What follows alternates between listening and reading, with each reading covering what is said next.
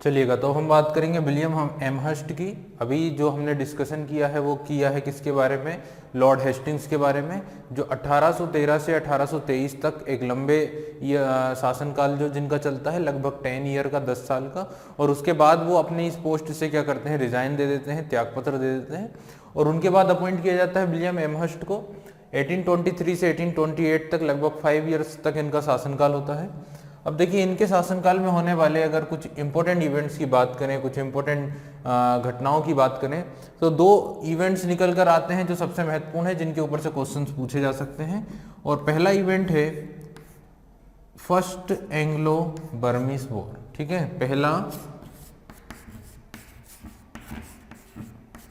Anglo Burma युद्ध,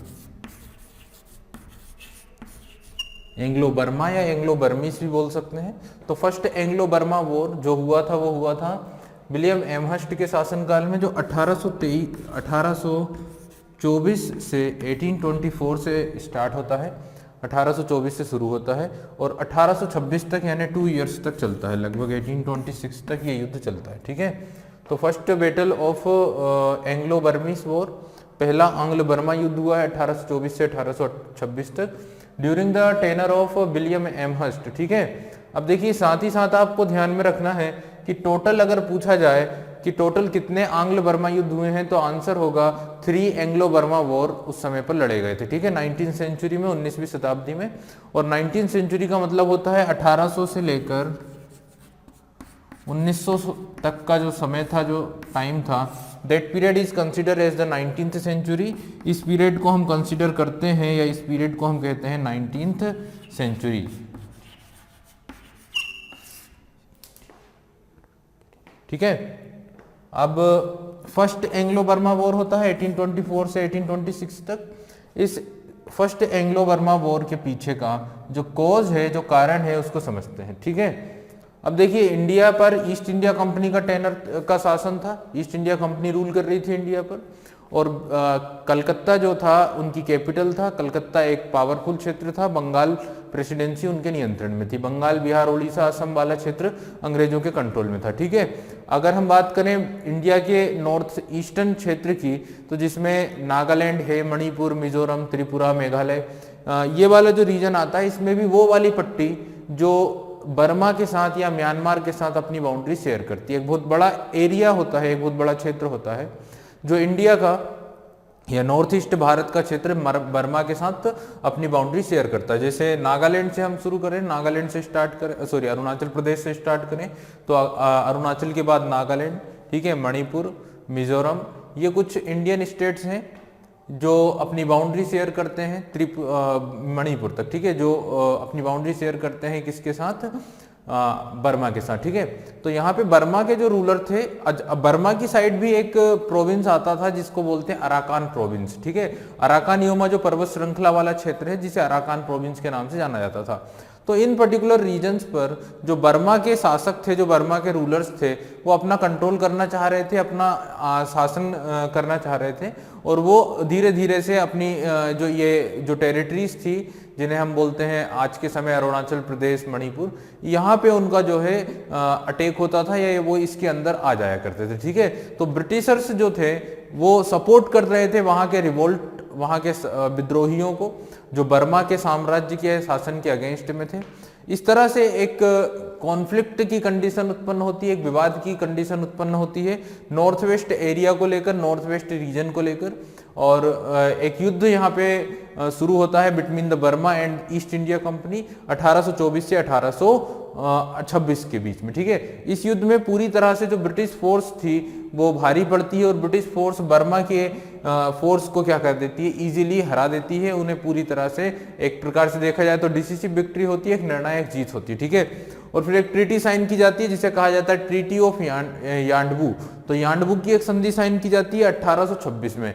तो 24 of Feb, 24 February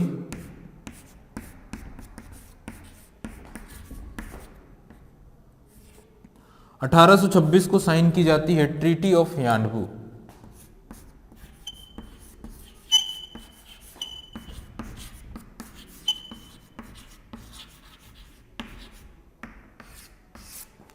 treaty of यांडबू जो साइन की गई 24 ऑफ फेब 1826 में। और ये जो यांडबू नामक स्थान था, इसकी अगर बात की जाए तो इट्स अ ब्लेज, ये एक गांव है। और ये जो ब्लेज है ये लगभग 80 किलोमीटर था, 80 किलोमीटर दूर था उस समय की म्यांमार की या उस समय की बर्मा की राजधानी से। ठीक है, तो वहां पर अंग्रेजों और बर्मा के शासकों के बीच में एक संधि होती है जिसे ट्रीटी ऑफ यांडबू कहा जाता है। और इस ट्रीटी के जो प्रोविजंस होते हैं, इस ट्रीटी के जो पॉइंट्स होते हैं वो ये होते हैं कि एक ब्रिटिश रेसिडेंट को अपॉइंट किया जाता है रंगून में नियुक्त किया जाता है एक ब्रिटिश रेसिडेंट को, जो आज के समय बर्मा की क्या है, राजधानी है। और साथ ही एक बर्मिस रेसिडेंट को अपॉइंट किया जाता है कलकत्ता में। तो बर्मा के एक रेसिडेंट को कलकत्ता में और अंग्रेजों के एक रेसिडेंट को रंगून में नियुक्त किया जाता है बाय द ट्रीटी ऑफ यांडबू। ठीक है ना। साथ ही साथ जो मणिपुर स्टेट है उसे एक इंडिपेंडेंट या एक स्वतंत्र राज्य के रूप में भी डिक्लेयर कर दिया जाता है। ठीक है, Manipur is declare as a independent state. Manipur को एक स्वतंत्र राज्य के रूप में क्या किया जाता है, डिक्लेयर किया जाता है, घोषित किया जाता है। ठीक है, तो ये एक इवेंट है जो इनके शासनकाल में हुआ था जिसे हम बोलते हैं फर्स्ट एंग्लो बर्मिस वॉर। इस तरह से टोटल अगर देखे जाएं तो 3 युद्ध होते हैं।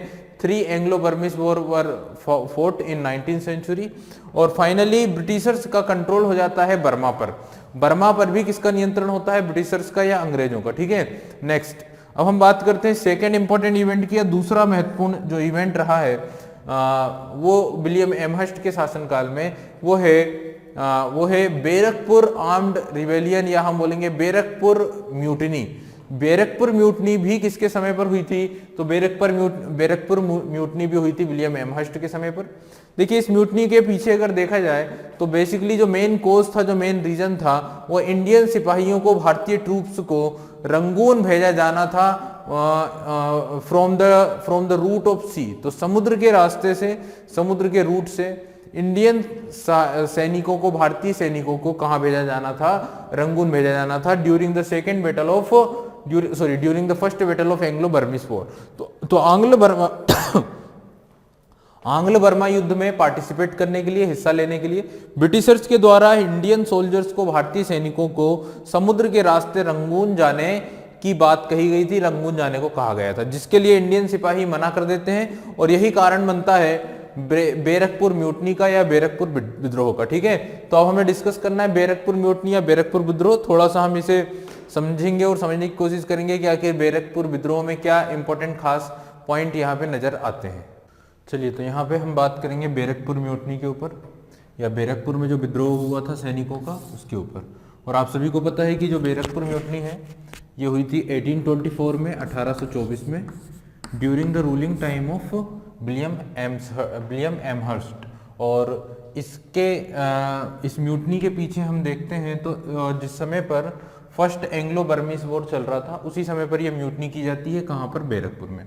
अब अगर बेरकपुर की बात की जाए तो आप सभी को पता है बेरकपुर जो आता है वो कहाँ पर आता है, वो आता है वेस्ट बंगाल में। तो वेस्ट बंगाल में बेरकपुर शहर है। बेरकपुर स्थित है हुगली नदी के तट पर। हुगली नदी के तट पर बेरकपुर सिटी स्टेब्लिश है। हुगली नदी के तट पर ही कलकत्ता भी स्टेब्लिश है। ठीक है, तो ये जो बेरकपुर है यहाँ पर यह रिवोल्ट होता है और यहाँ के सैनिकों के द्वारा रिवोल्ट किया जाता है। उससे पहले हम देखते हैं कि बेरकपुर में ही हमने एक और टॉपिक डिस्कस किया था, जब हमने डिस्कस किया था रिवोल्ट ऑफ 1857, जब हम 1857 का विद्रोह पढ़ रहे थे, क्योंकि हमने रिवोल्ट ऑफ 1857 पहले पढ़ा हुआ है और ये जो गवर्नर जनरल्स वाला टॉपिक है हम बाद में कर रहे हैं। तो जब हम 1857 के विद्रोह की बात करते हैं तो उस विद्रोह में एक रिवोल्ट की एक घटना हम बेरकपुर से भी सुनते हैं। इट मीन्स कि इस घटना के लगभग देखा जाए तो 33 ईयर्स के बाद, लगभग 31 साल के बाद एक और रिवोल्ट होता है, 1857 का रिवोल्ट ऑफ 1857, लगभग 3 जो डिकेड्स थे उसके बाद।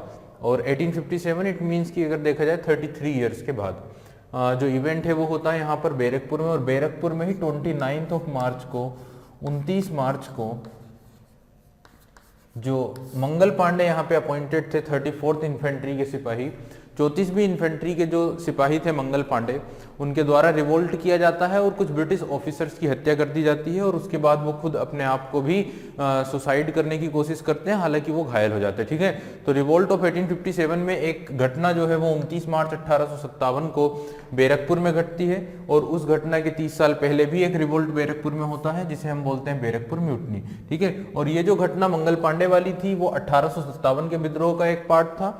29 मार्च को मंगल पांडे रिवोल्ट करते हैं और 8 अप्रैल 1857 को उनको क्या दे दी जाती है, फांसी दे दी जाती है। ठीक है, तो 8 अप्रैल 1857 को मंगल पांडे को फांसी दे दी गई और उसके बाद देखा जाए तो धीरे धीरे जो रिवोल्ट ऑफ 1857 था उसने अपनी जो स्पीड है वो पकड़ ली थी। इसके बाद मार्च, हम देखते हैं कि मार्च में ही या अप्रैल में कुछ इवेंट्स होते हैं। कहाँ पर?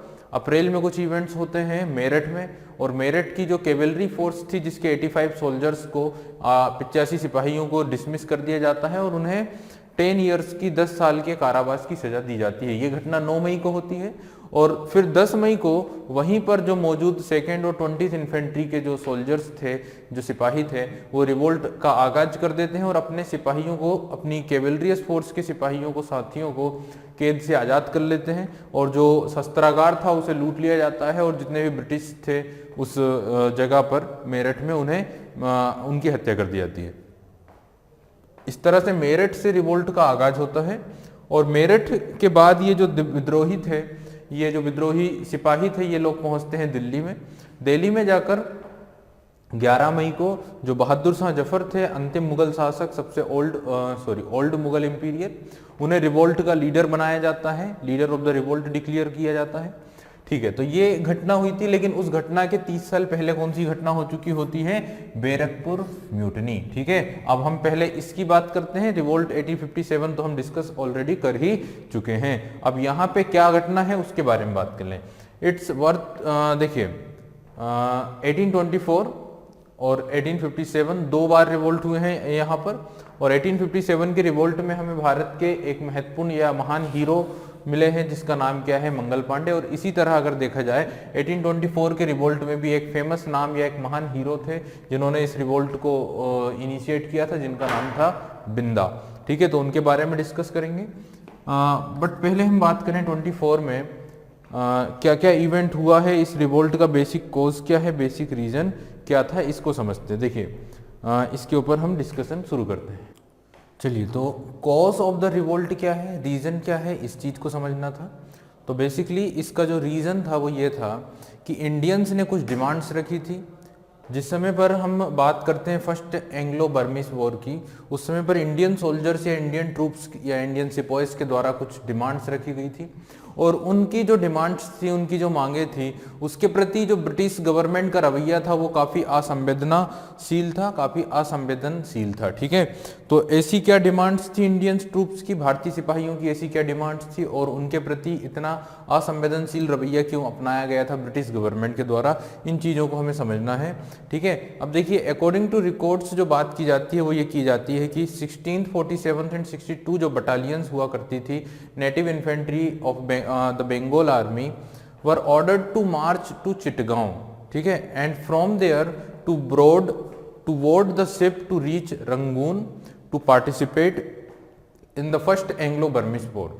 तो अकॉर्डिंग टू रिकॉर्ड ये कहा जाता है इतिहासकारों के द्वारा कि जो इंडियन बटालियंस थी, जो नेटिव बटालियंस थी कहाँ की, बैरकपुर की, उन्हें ये आदेश दिया गया था, उन्हें ये ऑर्डर दिया गया था कि इन्हें पहुंचना है चिटगांव, और चिटगांव जो बांग्लादेश में आता है। ठीक है, चिटगांव जो आता है वो कहाँ आता है? बांग्लादेश में आता है, और चिटगांव से इन्हें पहुंचना था बाई शिप यानी जहाज के रास्ते, समुद्र के रास्ते, कहाँ पर? रंगून में। ठीक है, तो चिटगांव जो बांग्लादेश में है वहां से होते हुए समुद्र का रास्ता तय करते हुए कहाँ पहुंचना था? वहां से इन्हें पहुंचना था रंगून। रंगून कहाँ पर आता है? रंगून आता है म्यांमार में। ठीक है, in those days the higher caste Indian sepoys had taboo of going by sea. अब उस समय पर जैसे हमने 1857 के रिवोल्ट में भी जो सिपॉइस के इशूज थे उसमें एक इशू हमने डिस्कस किया था कि जो हिंदू धर्म के लोग, जो सिपाही थे, जो हिंदू धर्म के लोग थे, उस समय पर हिंदू रिलीजन के लोगों में ये मान्यता थी, ये रिचुअल था कि समुद्र की यात्रा करने पर हमारा जो धर्म है वो क्या हो जाएगा, नष्ट हो जाएगा।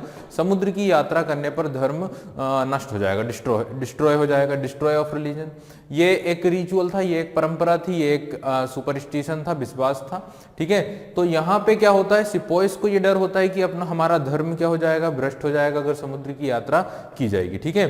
बट इवन टिल, अगर इसके अलावा हम बात करें, till Chittagong to take their belongings there were no bullocks. तो यहाँ पे ये था कि चिटगांव तक जाने के लिए, जो इन सिपाहियों से चिटगांव जाने के लिए जो कहा गया था, तो चिटगांव जाने तक के लिए भी कोई व्यवस्था नहीं थी। इन्हें अपने सामानों को अपने कंधों पर रखकर चिटगांव तक जाना था, जो कि एक लंबी डिस्टेंस थी, लंबा ट्रेवलिंग करना था। तो यहाँ पे सिपाहियों के द्वारा इसको लेकर विवाद उठाया गया, इसको लेकर क्वेश्चन किया गया था, ठीक है, क्योंकि उस समय पर कोई व्यवस्था नहीं थी, कोई बैलगाड़ी की व्यवस्था नहीं थी जो उस समय पर हुआ करती थी, ठीक है, तो वो व्यवस्था नहीं की गई। The complaints of the sepoys were not conspired, ठीक है। तो यहाँ पे जो कंप्लेंट की गई थी सिपाहियों के द्वारा, वो कोई षड्यंत्र का हिस्सा नहीं थी, जो ये जो डिमांड थी एक्चुअल डिमांड्स थी, ठीक है।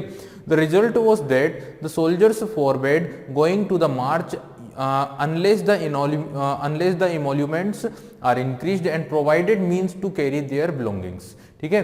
तो यहाँ पे सिपाहियों के द्वारा मना किया गया है, ठीक है, सिपाहियों ने मना कर दिया है, और उसके पीछे उन्होंने कहा है कि सबसे पहले तो हमारे जो इमोल्यूमेंट्स हैं, हमारी जो वेतन है, वो उनमें इंक्रीमेंट हो, उन्हें बढ़ाया जाए, साथ ही साथ, ठीक है, साथ ही साथ जो हमारा सामान हम लेकर जाएंगे उसकी भी व्यवस्था की जाए, क्योंकि इतनी दूर हम अपने साथ इतना सामान लेकर जाना काफ़ी मुश्किल कार्य है, ठीक है। तो इंडियन सिपोइस की जो डिमांड्स थी, ऑब्वियसली वो काफ़ी हद तक देखा जाए तो सही डिमांड्स थी।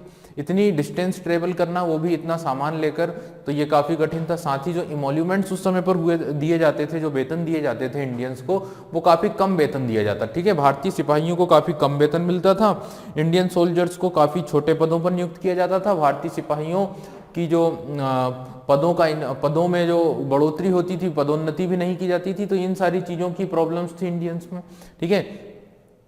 इन द बैरकपुर कैंटोनमेंट की अगर बात की जाए, बैरकपुर छावनी की बात की जाए, तो इसको सेटअप किया गया था 1765 में, ठीक है। द ब्रिटिश रिफ्यूज, अब देखिए ब्रिटिशर्स ने इन डिमांड्स के प्रति क्या रवैया अपनाया। The British refused these demands, Britishers ने इन दोनों डिमांड्स को रिफ्यूज कर दिया, इन्हें मना कर दिया।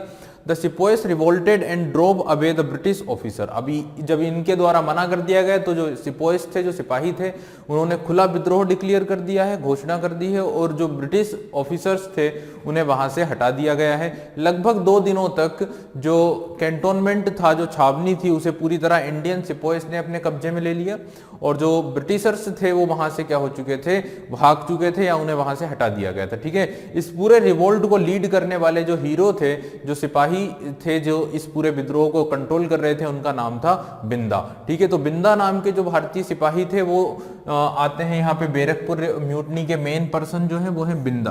तो बिंदा नाम के जो व्यक्ति थे, बिंदा नाम के जो सिपोए थे, वो इस रिवोल्ट के हीरो माने जाते हैं, इस रिवोल्ट के लीडर कंसिडर किए जाते हैं, ठीक है।